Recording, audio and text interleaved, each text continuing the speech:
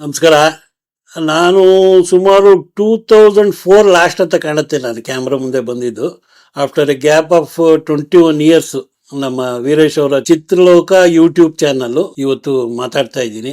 ದಯವಿಟ್ಟು ಎಲ್ಲರೂ ನೋಡಿ ಪ್ರೋತ್ಸಾಹಿಸಿ. ಚಿತ್ರಲೋಕ ಯೂಟ್ಯೂಬ್ ಲೈಕ್ ಮಾಡಿ, ಶೇರ್ ಮಾಡಿ, ಮತ್ತೆ ಸಬ್ಸ್ಕ್ರೈಬ್ ಮಾಡಿ. Thank you. ಅಲ್ಲಿವರೆಗೂ ನನಗೆ ಯಾವ ಮಟ್ಟಕ್ಕೆ ಅಂದರೆ ಸರ್, ಈ ಮಲ್ಲೇಶ್ವರಂ ಅಲ್ಲಿ ಕ್ಲೈಮ್ಯಾಕ್ಸ್ ಮಾಡಬೇಕು ಅಂತ ಇದ್ದಿದ್ದು ನಮ್ಮದು. ಒಂದು ದೊಡ್ಡದೊಂದು ಶಿವಂದು ಇದು ಬೇಕು ನನಗೆ ಅಂತ ಕೇಳ್ದೆ. ಯಪ್ಪ, ವಿಗ್ರಹ ಬೇಕು ಅಂತ. ಶಿವಣ್ಣಂದು ಹೆಂಗೂ ನಾವು ಥಿಯೇಟ್ರಿಗೆ ಕಟ್ಔಟ್ ಹಾಕ್ತೀವಿ, ಅದನ್ನೇ ಒಂದು 100 ಫೀಟ್ದು ಒಂದು ಕಟ್ಔಟ್ ಮಾಡಿಸ್ಬಿಟ್ಟು ಕ್ಲೈಮ್ಯಾಕ್ಸಲ್ಲಿ ಯೂಸ್ ಮಾಡ್ಬಿಡೋಣ. ಯಾಕಂದರೆ ಚೀಫ್ ಮಿನಿಸ್ಟರ್ಸ್ ವಾರ್ನಿಂಗ್ ಇದ್ದದು. ಇಲ್ಲಿಗೆ ಬಂದಾಗ ಒಂದು ಶಾಟ್ ಇಡೋದು, ಇಲ್ಲಿವರೆಗೂ ಬಂದಾಗ ಒಂದು ಶಾಟ್. 3ನೇ ದಿವಸಕ್ಕೂ ಏನೋ ಫುಲ್ ತಲೆ ಬಂತು ಸರ್. ಅಲ್ಲಿವರೆಗೂ ಶೂಟಿಂಗ್ ಮಾಡ್ತಾನೆ ಇದ್ದ. ಸೊ ಡಬಲ್ ಪಾಸಿಟಿವ್ ನೋಡ್ತಾ ಇದ್ದೀವಿ. ಫುಲ್ ಫಿಲಮ್ ನೋಡಿದ್ರು, ಚೆನ್ನಾಗಿ ಎಂಜಾಯ್ ಮಾಡಿದ್ರು. ಅಷ್ಟು ಪರ್ಸೆಂಟ್ ತೆಗ್ಸ್ಬಿಟ್ರು ಸರ್. ಅಲ್ಲಿಗೆ 1 ವಾರ ಶೂಟಿಂಗ್ ಮಾಡಿದ್ದು, ಅಷ್ಟು ಹೊಟ್ಟಾಯ್ತು. ಆಯ್ತಾ, ಇನ್ನು ಬಾಕಿದ್ದು ರೀ recording Chamundeshwari studio fixed. Sir ಅಲ್ಲಿ ಇಳರಾಜ್ ಅವರು ಸಿಂಫೋನಿ ಆರ್ಕೆಸ್ಟ್ರಾನೆಲ್ಲ ಕರೆಸೋರು. ಅದು ನಿಮ್ಗೆ ಗೊತ್ತಲ್ಲ, ಶಿವಸೇನೆ ಟೈಟಲ್ ಸಾಂಗ್ಗೆ ಇಡೀ ಸುರೇಶ್ ಮಹಲ್ ಥಿಯೇಟ್ರೇನೆ, ಯಾವುದು ನಮ್ಮ ಪ್ರಿವ್ಯೂ ಥಿಯೇಟ್ರ್ನಲ್ಲಿ ಮ್ಯೂಸಿಷಿಯನ್ಸ್, ಫುಲ್ ಥಿಯೇಟ್ರು ಬರೀ ಮ್ಯೂಸಿಷಿಯನ್ಸ್ ಕೂತಿದ್ರು ಲೆಕ್ಕ ಕಡೆ. ಅಷ್ಟು ಜನ ಅವಾಗ ಇದಕ್ಕೆ ವೈಲಿನ್ಸ್ಗೆ ಅದೇನನ್ನು ಹಾಕೋರಲ್ಲಪ್ಪ. ಫಸ್ಟು ಅವರು ಯಾವ್ದು ಕರ್ಸಿದ್ದು, ಕಾಲಾಪಾನಿ ಅಂತ ಒಂದು ಪಿಕ್ಚರು ಮೋಹನ್ ಲಾಲ್ದು ಪ್ರಿಯದರ್ಶನ್ದು ಬಂದಿತ್ತು ನೋಡಿ, ಅದಕ್ಕೆ ಕರ್ಸಿದ್ದವ್ರನ್ನ ನಮ್ಮ ಶಿವಸೇನೆ ಟೈಟಲ್ ಸಾಂಗ್ಗೆ ಅಷ್ಟು ಬೇಕು ಬ್ಯಾಕ್ಗ್ರೌಂಡ್ಗೆ ಅಂತೇಳಿ ಸಿಂಫೋನಿ ಆರ್ಕೆಸ್ಟ್ರಾ ಯೂಸ್ ಮಾಡಿದ್ರು. ಅದು ಒಂದು ಮೇಜರ್ ನನಗೆ ರೀ ರೆಕಾರ್ಡಿಂಗ್ ಟೈಮ್ನಲ್ಲಿ ಬಡ್ಜೆಟ್ ಆಗೋಯ್ತು. ಅದು ಹೆಚ್ಚು ಕಮ್ಮಿ ಒಂದು 12 ಲಕ್ಷ ರೂಪಾಯಿ ಬಿದ್ದೋಯ್ತು ಸರ್. 7 ದಿವಸ ಏನೋ ರೀ ರೆಕಾರ್ಡಿಂಗು. ನಮ್ಮಲ್ಲಿ ಹೈಯೆಸ್ಟ್ ಅಂದ್ರೆ ಮಾಡ್ತಿದ್ದೆ 3 ದಿವಸ. ಅದಕ್ಕೆ ತಿರ್ಗಾ ನಾವು ಎಫೆಕ್ಟ್ಸ್ಗಳು ಮಾಡಬೇಕು, ಮಿಕ್ಸಿಂಗ್ ಮಾಡಬೇಕು. ಅವಾಗೆಲ್ಲ ಗೊತ್ತಲ್ಲ ನಿಮಗೆ, ಪಾಲಿಸ್ಟರ್ ಟೇಪ್ ತಗೊಂಬ, ಟ್ರಾನ್ಸ್ಫರ್ ಮಾಡು, ಈ ಥರದ್ದೆಲ್ಲ ಪರಿಸ್ಥಿತಿಗಳು. ಕೊನೆಗೆ ಎಲ್ಲ ಕೂತ್ಕೊಂಡು ಬಡ್ಜೆಟ್ ಹಾಕಿದ್ರೆ 1,53,00,000 ರೂಪಾಯಿ ಬಡ್ಜೆಟ್ ಬಂತು. ಬಿಸ್ನೆಸ್ ಏನು ಮಾಡೋಣ ಅಂದರೆ, ಒಬ್ಬ ಬೈಯರು ಬರ್ತಾ ಇಲ್ಲ, ಒಬ್ಬರ ಹತ್ರ ₹1 ಅಡ್ವಾನ್ಸ್ ತಗೊಂಡಿಲ್ಲ. ಅದರಲ್ಲೆಲ್ಲ ನನ್ನ ಫ್ರೆಂಡು ಸುಧೀರ್ ಕಾಮತ್ ಅಂದ್ಬಿಟ್ಟು ನಮ್ಮ ಮ್ಯಾಂಗ್ಳೂರು, ಅವರೊಬ್ಬರು ಶೈಲೇಂದ್ರ ಬಾಬು ಆಫೀಸಿಂದ ಕಮಿಟ್ ಆಗಿತ್ತು. ಅವ್ರ ಕಡೆಯಿಂದನೇ ಪರಿಚಯ ಆಗಿದ್ದು ನನಗೆ. ನಾವು we become very good friends. ಆ ಟೈಮಲ್ಲಿ ಅವ್ರದ್ದೊಬ್ಬದ್ದು ಬಿಟ್ಟರೆ, ಶೈಲೇಂದ್ರ ಬಾಬುದು ಬಿಟ್ಟರೆ ಬೇರೆ ಅಡ್ವಾನ್ಸ್ಗಳಿಲ್ಲ ನಮಗೆ. ಎಲ್ಲ ನಮ್ಮ ಖರ್ಚಲ್ಲೇ ಮಾಡಿದ್ದೀವಿ ಪಿಕ್ಚರು. ರಿಲೀಸ್ ಮಾಡೋಕ್ಕೆ ಯಾರು ಮುಂದೆ ಬರ್ತಾ ಇಲ್ಲ ಸರ್. ಪಿಕ್ಚರ್ ನೋಡಿದವರೆಲ್ಲ ಕ್ಲಾಸ್ ಆಗೋಯ್ತು ಪಿಕ್ಚರು, ಏನು ಆ ಪಿಕ್ಚರು ಓಮ್ ಸ್ಟೈಲಲ್ಲಿ ಐತೆ ಅಂತ ಬಂದರೆ, ಇದು ನೋಡಿದ್ರೆ ಎಲ್ಲ ನನ್ನ ಮುಂದೆ ಇದು ಯಾವುದೋ ರಾಜೇಶ್ ಪೈಲಟ್ಟು ಏನು ಅವನು ಶೇಷನ್, ಅವ್ರದ್ದು ತಂದಿದ್ದೀರಿ, ಪೈಲಟ್ದು ತಂದಿದ್ದೀರಿ, ಚಂದ್ರಸ್ವಾಮಿ ತಂದಿದ್ದೀರಿ, ಅದ್ವಾನಿ ತಗೊಂಬಂದಿದ್ದೀರಿ, ಅದು ಇದು ಏನೇನೋ ಮಾಡಿಬಿಟ್ರು ಸರ್. ನನ್ನ ಕತೆ ಬಾದಾಮಿ ಹೌಸ್ನಲ್ಲಿ ಫಸ್ಟ್ ಪ್ರೊಜೆಕ್ಷನ್ ಆಗ್ದು ಸರ್. ನಮ್ಮ ಫಾದರೇ ಬಂದು ತಪ್ಕೊಂಡ್ರು ನನ್ನ, ಭಾಳ ಚೆನ್ನಾಗೈತೆ ಏನೇ ಆ ಪಿಕ್ಚರು ಹಂಗೆ ಹಿಂಗೆ ಅಂತ. ಶಿವಣ್ಣ ಎಲ್ಲ ಭಾಳ ಖುಷಿ. ನನಗೆ ಒಂಥರ ಅಡ್ಗೋಡೆ ಮೇಲೆ ದೀಪ ಇಟ್ಟಂಗೆ. ನನಗೆ ಈ ಕಡೆ ಫುಲ್ಲು ಇಲ್ಲ ಅಂತಲೂ ಇಲ್ಲ, ಚೆನ್ನಾಗೈತೆ ಅಂತಲೂ ಇಲ್ಲ, ಹಂಗೆ ಇದ್ದೆ. ನೋಡೋಣ ನಮ್ಮ ಮನೆ ಬರ ಹೆಂಗಿರುತ್ತೋ ಆಗಲಿ ನೋಡೋಣ ಅಂದ್ಕೊಂಡು ಸುಮಾರು ಪ್ರೊಜೆಕ್ಷನ್ಸ್ಗಳು ಆಗ್ತು. ಯಾವ ಏರಿಯಾದಲ್ಲೂ ಒಬ್ಬರು ಬರಲಿಲ್ಲ ಸರ್. ಕೊನೆಗೆ ನಮ್ಮ ಹೊಸಪುರದ ಸುಧೀರ್ಗೆ ನಮ್ಮ ಶೈಲೇಂದ್ರ ಬಾಬುನೇ ಏನೋ ಕನ್ವಿನ್ಸ್ ಮಾಡಿ, ಆ ಅಪ್ಪನಿಗೆ BKT ಪ್ರಿಂಟು ಪಬ್ಲಿಸಿಟಿ ಎಲ್ಲ ಹಾಕ್ಕೊಂಡು ರಿಲೀಸ್ ಮಾಡಿ, ಒಂದು ಪರ್ಸೆಂಟೇಜ್ ಅಂತ, ಅಡ್ವಾನ್ಸು ಪರ್ಸೆಂಟೇಜ್ ಅಂತ ಮಾಡಿಕೊಂಡು ಅವರು ರಿಲೀಸ್ ಮಾಡೋಕ್ಕೆ ಪ್ಲ್ಯಾನ್ ಮಾಡಿದ್ರು.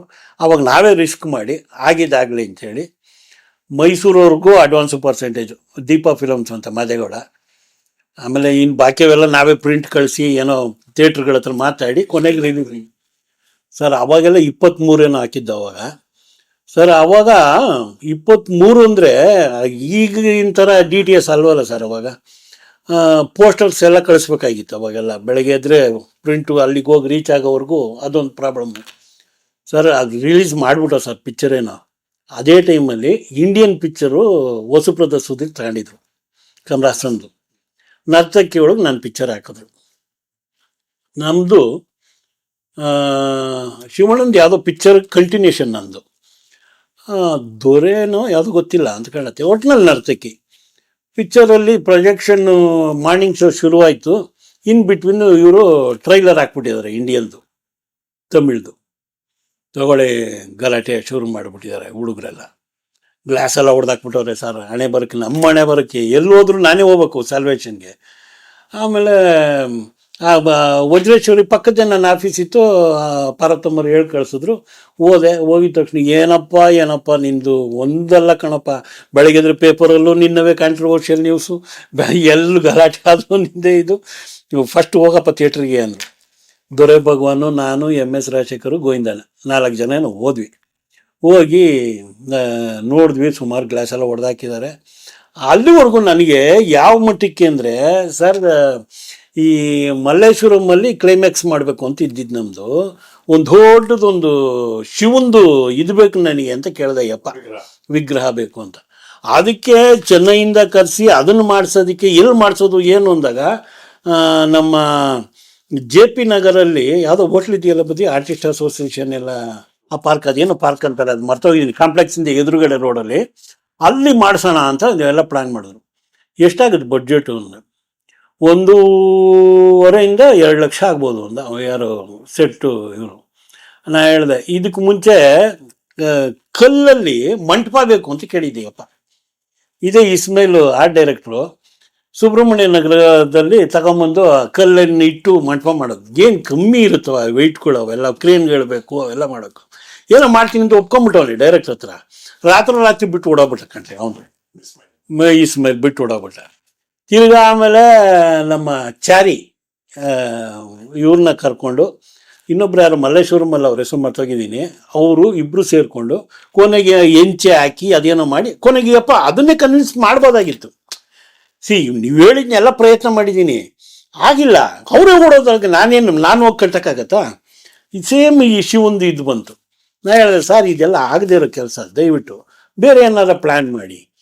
ಆಮೇಲೆ ನಮ್ಮ ಕುಲಕರ್ಣಿ ಐಡಿಯಾ ಕೊಟ್ಟ, ಸರ್ ಹಿಂಗೆ ಒಂದು ಶಿವಣ್ಣಂದು ಹೆಂಗೂ ನಾವು ಥಿಯೇಟ್ರಿಗೆ ಕಟ್ಔಟ್ ಹಾಕ್ತೀವಿ, ಅದನ್ನೇ ಒಂದು 100 ಫೀಟ್ದು ಒಂದು ಕಟ್ಔಟ್ ಮಾಡಿಸ್ಬಿಟ್ಟು ಕ್ಲೈಮ್ಯಾಕ್ಸಲ್ಲಿ ಯೂಸ್ ಮಾಡಿಬಿಡೋಣ. ಯಾಕಂದರೆ ಚೀಫ್ ಮಿನಿಸ್ಟ್ರು ಸ್ವಾರ್ನಿಂಗ್ ಇದ್ದದು, ಅದನ್ನು ಮಾಡಿಬಿಡೋಣ ಸರ್. ನೀವು ನಂಬಲ್ಲ ಸರ್, ಏಕನಾಥ ಕೊಟ್ಟಿದ್ದೋ, ಇಲ್ಲಿಗೆ ಬಂದಾಗ ಒಂದು ಶಾಟ್ ಇಡೋದು, ಇಲ್ಲಿವರೆಗೂ ಬಂದಾಗ ಒಂದು ಶಾಟ್, 3ನೇ ದಿವಸಕ್ಕೂ ಏನೋ ಫುಲ್ ತಲೆ ಬಂತು ಸರ್. ಅಲ್ಲಿವರೆಗೂ ಶೂಟಿಂಗ್ ಮಾಡ್ತಾನೆ ಇದ್ದ. Daily publics sir, Malleshwaram circle, KC general ಎದುರುಗಡೆ ಇದರಲ್ಲಿ ಶೂಟಿಂಗು. ಹಣೆ ಬರ ನೋಡಿ ನಂದು. ಅವಾಗ ಅನಂತ್ನಾಗ್ ಅವರಿದ್ದರು ಮಿನಿಸ್ಟ್ರಾಗಿ, ಪಾಪ ಅವರೇ ಪರ್ಮಿಷನ್ ಎಲ್ಲ ಕೊಟ್ಟಿದ್ರು. ಇವತ್ತು ನನ್ನ ಕಸಿನೇ ಡೆಪ್ಟಿ CM ಅಶ್ವಥ್ ನಾರಾಯಣ್, ಅಳಬ ಡೆಪ್ಟಿ CM, ಆಯಪ್ಪ ಇವತ್ತು ಮಲ್ಲೇಶ್ವರಂ MLA. ಅಲ್ಲಗ ಇದಕ್ಕೆ ಹೇಳ್ತೀನಿ, ಆ ಟೆನ್ಷನ್ಗಳು. ಆವತ್ತಿನ ಪರಿಸ್ಥಿತಿ ಹೆಂಗಿದೆ ಅಂದರೆ, ನಮ್ಮ ಇಂಡಸ್ಟ್ರಿಯವರು ಇದ್ದರು, ಅವತ್ತೇನೋ ಹೆಲ್ಪ್ ಆಯಿತು. ಇವತ್ತು ನಮ್ಮ ಅಶ್ವಥ ಇದ್ರೂ ಕೂಡ ನಾನು ಒಂದೇ ಒಂದು ಇದನ್ನು ಸಿನಿಮಾದಲ್ಲಿ ಯಾವುದೋ ಆ್ಯಕ್ಟಿವ್ ಆಗಿ ಇಲ್ಲದೆ ಇರೋದ್ರಿಂದ ಏನು ಯೂಸ್ ಮಾಡೋಕ್ಕಾಗಲ್ಲ. ಈಗ ಅವರ ಕಸಿನ್ ಬ್ರದರೇ ವಿಜಯ್ ಕಿರಂಗದವರು, ಅವ್ರನ್ನ ನಾನು ನೋಡಿದ್ದೆ ಇಲ್ಲಿ ಪದ್ಮಶ್ರೀ ಡಯಾಗ್ನೋಸ್ಟಿಕ್ಸ್ ಅಂದ್ಬಿಟ್ಟು 11th ಮೈನಲ್ಲಿ ಮಾಡಿದ್ರು. ಅದು ವಿಜಯ್ ಅವರ ಸಿಸ್ಟರ್ದು ಬಿಲ್ಡಿಂಗು. ವಿಜಯಲ್ಲಿ ಈ ವಾಸ್ ಇನ್ಚಾರ್ಜ್, ನಮ್ಮ ವಿಜಯ್ ಕಿರಂಗದವರು. ಅವಾಗ ಈ ವಾಸ್ ಇನ್ಚಾರ್ಜ್ ಆಫ್ ದಟ್ ಡಯಾಗ್ನೋಸ್ಟಿಕ್ಸು. ಅದು ನಾನು ನೋಡಿದ್ದು ಬಿಟ್ರೆ, ಅವ್ರನ್ನ ನಾನು ಮತ್ತೆ ನೋಡಿದ್ದು ಯಾವುದು ನಮ್ಮ ದರ್ಶನ್ ತಮ್ಮ ಯಾವುದೋ ಒಂದು ಪಿಕ್ಚರ್ ಮಾಡಿದ್ರಲ್ಲ ಬದಿ, ಪ್ರೇಮ್ ಹಾಕ್ಕೊಂಡು, ಆ ಪಿಕ್ಚರ್ಗೇನೋ ಅಯ್ಯಪ್ಪ ಕೋ-ಇನ್ವೆಸ್ಟರ್ ಆಗೇನೋ ಬಂದರು. ಅಲ್ಲಿ ಒಂದ್ಸಲ ಬಾದಾಮಿ ಹೌಸಲ್ಲಿ ನೋಡಿದ್ದು. ಆಮೇಲೆ ನೋಡಿದ್ದೆಲ್ಲ ನಾನು ಬರೀ ಈ TV ಗಳಲ್ಲಿ ಅಲ್ಲಿ ಇಲ್ಲಿ ಅಷ್ಟೇ ನೋಡಿದ್ದು ನೋಡ್ರಿ. ಹಂಗೆ ಹಣೆ ಬರ, ನಾವು ಡಿಪ್ಲೊಮಾ ಮಾಡಿ ಇಂಡಸ್ಟ್ರೀಲಿ ಇದ್ದು, ಅಷ್ಟೆಲ್ಲ ಎಕ್ಸ್ಪೀರಿಯನ್ಸ್ ಇದ್ದು, ನಮ್ಗೆ ಹಿಂಗೆಲ್ಲ ಆಗ್ದು ನೋಡಿ. ಅವ್ರಿಗೇನೋ ಒಂದು ಪಿಕ್ಚರ್ ಬಿತ್ತು ಅಷ್ಟೇ, ನಿನಗಾಗಿನ ಏನೋ ಯಾವುದೋ ನಿನ್ನಿಂದಲೇ. ಆಮೇಲೆ ಆ ಯಪ್ಪನಿಗೆ ಅದೃಷ್ಟ ಚೆನ್ನಾಗಿತ್ತು, ಕ್ಲಿಕ್ ಆದರು. ಇವತ್ತು ಎಲ್ಲ ಇದಲ್ಲ, ಅದು ಬೇರೆ ಪ್ರಶ್ನೆ ಬಿಡಿ.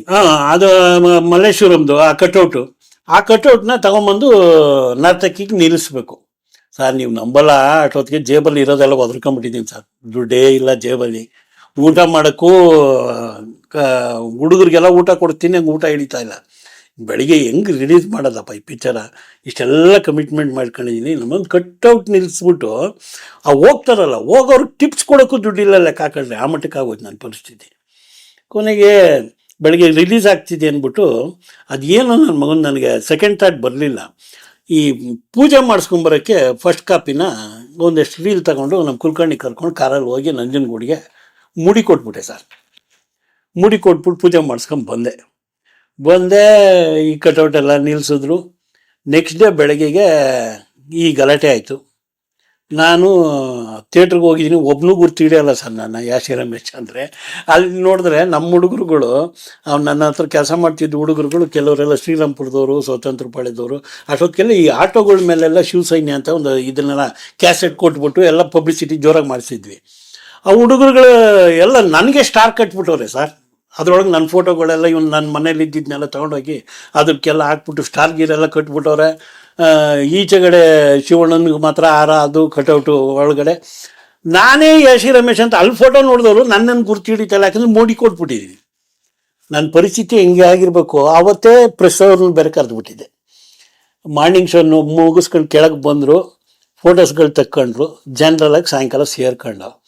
ಸರ್, ಅರಗಿಣಿಲಿ ಅಗ್ರಪೀಠ ಅಂತ ಒಂದು ಹಳೇದು ಒಂದು ಫೋಟೋ ಹಾಕಿಬಿಟ್ಟು ಪಕ್ಕದಲ್ಲಿ ಹೇಗಿದ್ದು ಹೇಗಾದ ಗೊತ್ತಾ, ಇದು ವೆರಿ ಫಸ್ಟ್ ಕ್ಯಾಪ್ಷನ್ ಅವತ್ತು ಫಿಲಮ್ ಇಂಡಸ್ಟ್ರಿಯಲ್ಲಿ ಬಂದಿದ್ದು.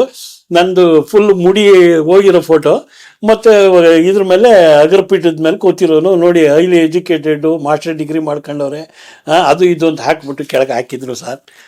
ನನಗೆ ಅಲ್ಲಿಗೆ ಅಂದ್ಕೊಂಡೆ, ನಮ್ಮಪ್ಪ ಇವೆಲ್ಲ ಓದ್ಬಿಟ್ಟು, ಮಗನೇ ನಿಂದು ಸಮುದ್ರ ಕಣಪ್ಪ, ನಮಗಿದು ಆಗ ಬರಲ್ಲ, ದಯವಿಟ್ಟು ನೀನುಂಟು, ನಿನ್ನ ಸಿನಿಮಾ ಉಂಟು, ನೀವು ಬೇರೆ ಕಡೆ ಏನಾದರೂ ಮಾಡ್ಕೊಂಡು ನೀನು ಕಂಟಿನ್ಯೂ ಆಗಂಗಿದ್ರೆ ಮಾಡ್ಕೊಂಡಿರು, ನನ್ನ ಮನೇಲಿ ಮಾತ್ರ ಅವಕಾಶ ಇಲ್ಲ ಅಂದ್ರೆ. ಸಿನಿಮಾ ಬಿತ್ತು ಸರ್, 63 ಲಕ್ಷ ರೂಪಾಯಿ ಹೊಟ್ಟೋಯ್ತು. ಅದೇನಾಯಿತು ಅಂದರೆ ಬರೀ 90 ಲಕ್ಷ ರೂಪಾಯಿ ರಿಕವರ್ ಆಯಿತು. ಅದು ಏನು ನಾನೇ ರಿಲೀಸ್ ಮಾಡಿದ್ರಿಂದ, ಇಲ್ಲಾಂದಿದ್ರೆ ಅದು ಇಲ್ಲ. ಅವತ್ತಿನ ಕಾಲಕ್ಕೆ 63 ಲಕ್ಷ ಅಂದರೆ ನನ್ನ ಕತೆ ಏನಾಗಿರ್ಬೇಕು ಯೋಚನೆ ಮಾಡ್ರಿ. ಮನೆ ಒಳಗಿರೋದು ಪೇಪರ್ಸು, ಇದನ್ನ ಯಾರ ಹತ್ರನೋ ಪ್ಲೆಡ್ಜ್ ಮಾಡಿದ್ದನ್ನು ಬಿಡಿಸ್ಕೊಳಕ್ಕಾಗ್ತಾ ಇಲ್ಲ, ಕೈ ಸಾಲುಗಳು, ಬಡ್ಡಿಗಳು ಕಟ್ಟಬೇಕು. ಆಮೇಲೆ ನಾನು ಎಕ್ವಿಪ್ಮೆಂಟ್ಸಲ್ಲಿ ದುಡಿತಾ ಇದ್ದಿದ್ದು ಅವತ್ತಿನ ಮಟ್ಟಕ್ಕೆ ದೊಡ್ಡ ಅಮೌಂಟು, ಅದನ್ನೆಲ್ಲ ಸೇರಿಸಿ ಪಿಕ್ಚರ್ ಮಾಡಿದ್ದೀನಿ, ಚೀಟಿಗಳೆಲ್ಲ ಎತ್ಕೊಂಡ್ಬಿಟ್ಟಿದ್ದೀನಿ. ಈಗ ಹೆಂಗೆ ಅದನ್ನು ಸಾಲ್ವ್ ಮಾಡೋದು? ಬೇಡ ಸಾಲ್, ಕಷ್ಟ, ನನಗೆ ಯಾಕೆ ಹೇಳ್ತೀರಾ. ಮಂಜದ್ದು ಸಾಲ್ವ್ ಮಾಡ್ಕೋಬೇಕಾದ್ರೆ ತಾಯಿ ಕೊಟ್ಟ ಸೀರೆ ತೆಗಿಯೋ ಟೈಮ್ನಲ್ಲಿ ನಮಗವ್ರಿಗೂ ಒಂದು ಟ್ಯಾಕಲ್ ಆಯ್ತು. ಕ್ಲಾಶ್ ಅಂದರೆ ಅದೇ, ನಾನು ಅವಾಗ ಅಪ್ ಟು ಡೇಟು ಅವ್ರಿಗೆ ಇಂಟ್ರೆಸ್ಟ್ಗಳೆಲ್ಲ ಕೊಟ್ಬಿಟ್ಟು ಇಮ್ಮಿಡಿಯೇಟಾಗಿ ಪಿಕ್ಚರ್ ಮಾಡಲೇಬೇಕಾಗಿತ್ತು ಸರ್. ಅವಾಗ ಅವ್ರದ್ದು ಮರ್ತೋಗಿದ್ದೀನಿ ಸರ್, ಇರ್ಬೋದು ಮೋಸ್ಟ್ಲಿ 20% ಏನೋ ಅಂತ ಕಾಣ್ತಾ ಇದೆ. ಇರಬೇಕು ಅಂತ ಕಾಣುತ್ತೆ, ಮರ್ತೋಗಿದ್ದೀನಿ, ಈಗ ಭಾಳ ವರ್ಷ ಆಯಿತು. ಆ ಟೈಮಲ್ಲಿ ನಾನು ಪಿಕ್ಚರ್ ಇಮ್ಮಿಡಿಯೇಟಾಗಿ ಸ್ಟಾರ್ಟ್ ಮಾಡಲೇಬೇಕಾಗಿತ್ತು. ಮನೆಯಿಂದ ಬೇರೆ ಹೊರಗಡೆ ಬಂದುಬಿಟ್ಟಿದ್ದೆ, ರತ್ನಂ ಇಂಟರ್ನ್ಯಾಷನಲಲ್ಲಿ ಉಳ್ಕೊಂಡಿದ್ದೆ ನಾನು. ಅಲ್ಲಿ ನಮ್ಮ ನಾರಾಯಣು ನಾನು ರೆಗ್ಯುಲರ್ ಟಚ್ಚಲ್ಲಿದ್ವಲ್ಲ, ಸಿಪಾಯಿ ಓಡ್ತಾ ಇತ್ತು ಸಂತೋಷ್ ಥಿಯೇಟ್ರ್. ನಮ್ಮಪ್ಪನೇ ಕಳಿಸ್ಬಿಟ್ರು, ಇನ್ನೊಂದು ಒತ್ತಡ ತಡಿಯೋಕ್ಕಾಗಲ್ಲ. ಬೆಳಗ್ಗೆ ಎದ್ರೆ ಎಲ್ಲ ಈ ಕಲಾಸಿ ಪಡೆದಂಥವ್ರು ಹುಡ್ಕೊಂಡು ಮನೆ ಮುಂದೆ ಬಂದರೆ ಫ್ಯಾಮಿಲಿ ಅದು ನಮ್ಮ ಅಪ್ಪ ರಿಟೈರ್ಡ್ ಗೆಸ್ಟೆಡ್ ಆಫೀಸರು, ಅವ್ರು ಇವೆಲ್ಲ ನೋಡಿಲ್ಲ. ಆಮೇಲೆ ನಮ್ಮನ್ನೆಲ್ಲ ಅವ್ರು ನೋಡಿದ್ದು ಇಂದ್ರ ಚಂದ್ರ ಅಂತಾನೆ. ಈ ಸಿನಿಮಾಗೆ ಬಂದ್ಮೇಲೆ ಹಿಂಗಾಗುತ್ತೆ ಅಂತ ನಮ್ಗೇನು ಗೊತ್ತಿತ್ತು. ಸೊ ನಾನೇ ಏನಕ್ಕೆ ನಮ್ಮಿಂದ ಇವ್ರಿಗೆ ತೊಂದರೆ ಬೇಡ ಅಂತೇಳಿ ಒಂದು ಸ್ವಲ್ಪ ದಿವ್ಸದ ಮಟ್ಟಿಗೆ ನಮ್ಮ ಅಣ್ಣನ ಮನೆಗೆ ಹೋಗಿದ್ದೆ. ನಮ್ಮ ಅದಕ್ಕೆ ಅವಾಗ ಸೆಕೆಂಡ್ ಸನ್ಗೆ ಡೆಲಿವರಿಗೆ ಹೋಗಿದ್ರು. ಅಲ್ಲೋಗಿ 1.5 ತಿಂಗಳಿದ್ದೆ. ಅಲ್ಲೂ ಸುಮ್ಮನೆ ಇರಬಾರ್ದು, ಅಲ್ಲೂ ಒಂದು ಸ್ವಲ್ಪ ಸೆಲ್ಫ್ ರೆಸ್ಪೆಕ್ಟು, ಯಾಕೆ ಅವ್ರ ಮನೇಲಿ ಫ್ರೀಯಾಗಿ ಊಟ ಮಾಡಬೇಕು ಅನ್ನೋದ್ರಿಂದ. ನಮ್ಮ ತೋಟ ಇತ್ತು ತಾವರೆಕೆರೆಯಲ್ಲಿ, ಅಲ್ಲಿ ಹೋಗಿ ಇಡೀ ದಿವಸ ಅಲ್ಲಿರೋದು ತೋಟದಲ್ಲಿ. ಒಬ್ರಿಗೂ ಕಾಣ್ದಂಗೆ ಡಿಸ್ಗೈಸ್ ಆಗಿ. ಇಲ್ಲಿ ಒಂಥರ ಇಮೇಜ್ ಪ್ರಾಬ್ಲಮ್ ಶುರು ಆಗ್ಬಿಡುತ್ತೆ, ಒಬ್ರಿಗೂ ಮುಖ ತೋರ್ಸಕ್ಕಾಗಲ್ಲ. ಇಲ್ಲಿ ಬಂದವ್ರಿಗೆಲ್ಲ ಅವಾಯ್ಡ್ ಮಾಡಬೇಕು, ಇನ್ನೇನು ಮಾಡೋದು. ಮತ್ತು ಅಲ್ಲಿ ತೋಟದಲ್ಲಿ ಸೇರಿಕೊಂಡು ಅಲ್ಲೊಂದು ಬೆಳಗಿನ ಸಾಯಂಕಾಲದವರೆಗೂ ಇರೋದು, ಮತ್ತು ಸಾಯಂಕಾಲ ಬಂದು ಮಾಡ್ಕೊಳ್ಳೋದು, ಬೆಳಗ್ಗೆ ಹೋಗೋದು, ಇದೇ ಕೆಲಸ ಮಾಡ್ತಿದ್ದೆ. ಇನ್ ಬಿಟ್ವೀನ್ ಏನಾಯಿತು, ನಾರಾಯಣು ನಾನು ರೆಗ್ಯುಲರಾಗಿ ಟಚ್ಚಲ್ಲಿದ್ವಲ್ಲ, ನಾರಾಯಣು, ಶ್ರೀಕಂಠ್ ಮೂರ್ತಿ ಮತ್ತು ಸ್ವಾಗತ್ ಬಾಬು, ಇವ್ರು 3 ಜನ ಸೇರ್ಕೊಂಡು ಒಂದು ಪಿಕ್ಚರ್ ಮಾಡಬೇಕು ಅಂತೇಳಿ ಪ್ಲ್ಯಾನ್ ಮಾಡಿ, ಅಜಯ್ ಕುಮಾರ್ ತಾಯಿ ಕೊಟ್ಟ ಸೀರೆ ಅಂತ ಪ್ಲ್ಯಾನ್ ಮಾಡೋದು. ಆಲೇ ಟೈಟಲ್ ರಿಜಿಸ್ಟರ್ ಮಾಡಿ ಶ್ರುತಿಗೆ ಒಬ್ರಿಗೆ ಇನ್ಯಾರಿಗೂ ಒಬ್ರಿಗೆ ಅಡ್ವಾನ್ಸ್ ಕೊಟ್ಟಿದ್ರು ಅಷ್ಟೇ. ಸೊ ನಾಟಕಿ ಥಿಯೇಟ್ರಿಗೆ ಹೋದೆ, ಇದೆಲ್ಲ ಗ್ಲಾಸ್ ಎಲ್ಲ ಹೊಡೆದು ಎಲ್ಲ ಇದು ಮಾಡಿದ್ರು. ಸೊ ಹುಡುಗರಿಗೆಲ್ಲ ಕನ್ವಿನ್ಸ್ ಮಾಡಿ ಆ ಟ್ರೈಲರು ಇವಾಗ ಹಾಕೋದು ಬೇಡ ಅಂತೇಳಿ ಸುಧೀರ್ಗೆ ಹೆಂಗೋ ಕನ್ವಿನ್ಸ್ ಮಾಡಿ ಆ ಟ್ರೈಲರ್ನ ತೆಗ್ಸಿ ಪಿಕ್ಚರ್ ಎಂಡಲ್ಲಿ ಹಾಕ್ಕೊಳ್ಳಿ, ಪಿಕ್ಚರ್ ಸ್ಟಾರ್ಟಲ್ಲಿ ಹಾಕಿ, ದಯವಿಟ್ಟು ಇಂಟರ್ವಲಲ್ಲಿ ಮಾತ್ರ ಬೇಡ ಅಂಥೇಳಿ ಕನ್ವಿನ್ಸ್ ಮಾಡಿ ಕೊನೆಗೆ ಒಪ್ಕೊಂಡ್ರು ಅವರು. ಒಪ್ಕೊಂಡ್ಮೇಲೆ ಆಮೇಲೆ ಮಾಮೂಲಾಗಿ ನಡೀತು. ಆಮೇಲೆ ಆ ಡ್ಯಾಮೇಜಸ್ನೆಲ್ಲ ಸುಧೀರೇ ಏನೋ ಫುಲ್ಫಿಲ್ ಮಾಡಿಕೊಟ್ರು, ಹೊಸಬ್ರದ ಸುಧೀರು. ಸೊ ಅಲ್ಲಿ ನಂದು ಕಂಟಿನ್ಯೂಸು ಸರ್ 50 ಡೇಸು ಕಂಟಿನ್ಯೂಸ್ ಆಗಿ ಹೋಯ್ತು. ಬಟ್ ಏನು ಬಡ್ಜೆಟ್ ಜಾಸ್ತಿ ಆಗಿದ್ದರಿಂದ ನನಗಾಗಿದ್ದ ಕಲೆಕ್ಷನ್ ನನಗೆ ವಾಪಸ್ಸು ಬರಲಿಲ್ಲ. ಯಾಕಂದರೆ ಬಡ್ಜೆಟ್ ಜಾಸ್ತಿ ಮಾಡ್ಕೊಂಡಿರೋದು ನಾವೇ. ರಿಲೀಸ್ ಆಗಿ ನಮ್ಮ ಕಲೆಕ್ಷನ್ ಬಂದರೂ ಕೂಡ ನನಗೆ 50 ಡೇಸ್ ಅಲ್ಲ 100 ಡೇಸ್ ಹೋದರೂ ಕೂಡ ಅಷ್ಟು ಅಮೌಂಟ್ ಬರಲ್ಲ ಮೈನು. ಅಷ್ಟರೊಳಗೆ ಏನು ಮಾಡಿದ್ರು ಇವರು, 75 ಡೇಸ್ ಆಗಿತ್ತು ಸರ್. ಸುಧೀರು ರೆಡಿ ಇದ್ದರು, ನಾನು 100 ಡೇಸ್ ಕಂಪ್ಲೀಟ್ ಮಾಡಿಸ್ತೀನಿ, ತಲೆ ಕೆಡಿಸ್ಕೋಬೇಡ ಅಂತ. ಇವರೇನೆ ಅಣ್ಣವ್ರ ಮಕ್ಕಳು ಪಿಕ್ಚರು, ಶಿವಣ್ಣಂದೇ ಪಿಕ್ಚರ್ ತಗೊಂಬಂದು ನಂದೇ ಕಟ್ಔಟ್ಗೆ ಅಣ್ಣವ್ರ ಮಕ್ಕಳದು ಕೆಳಗಡೆ ಇದನ್ನು ಟೈಟ್ಲ್ ಹಾಕಿಬಿಟ್ಟು ಅದೇ ಥಿಯೇಟ್ರಿಗೆ ತಗೊಂಬಂದು 2 ಶೋ ಕೂರಿಸಿದ್ರು ಸರ್. ನಮ್ಮ ಪರಿಸ್ಥಿತಿ ಏನಾಗಬೇಕು? ಯಾರು ಕೂರಿಸಿದ್ದು? ಯಾರು ಕೂರಿಸಿದ್ರು ಅಂತ ಏನು ಹೇಳ್ತೀರಾ?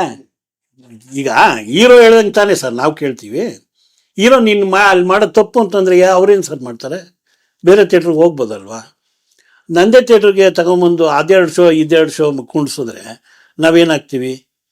ಕೊನೆಗೆ ಸುಧೀರ್ ಅಪ್ಸೆಟ್ ಆಗಿ ಬೇಡ ಅಲ್ಲಿ ಬೇಡ ಅಂದ್ಬಿಟ್ಟು ತ್ರಿಭುವನ್ ಥಿಯೇಟ್ರಿಗೆ ಶಿಫ್ಟ್ ಮಾಡಿಕೊಂಡು ಅಲ್ಲಿ 90 ಡೇಸ್ ಏನೋ ಮಾಡಿದ್ವಿ. ಇನ್ನು 10 ಡೇಸ್ಗೆ ಕಷ್ಟ ಆಯಿತು ನನಗೆ. ಡೆಫಿಸಿಟ್ ಬಂದರೆ ಮತ್ತೆ ಕೈಯಿಂದ ಕಟ್ಕೊಡ್ಬೇಕಾಗತ್ತಲ್ಲ, ಪರ್ಸೆಂಟೇಜ್ ಹೊರಡೋಕೋದ್ರೆ ನಾನು ಬೇಡ ತೆಗೆದುಬಿಡಿ ಅಂತ ತೆಗೆಸ್ಬಿಟ್ಟೆ. ಸೆಂಚುರಿ ಆಗಲಿಲ್ಲ. ಆ ಟೈಮಲ್ಲಿ ಒದ್ದಾಟದಲ್ಲಿ ಇರಬೇಕಾದ್ರೆ ನಾರಾಯಣ್ದು ಮತ್ತೆ ಸ್ಟಾರ್ಟ್ ಮಾಡಲೇಬೇಕೀಗ, ಬೇರೆ ವಿಧಿ ಇಲ್ಲ.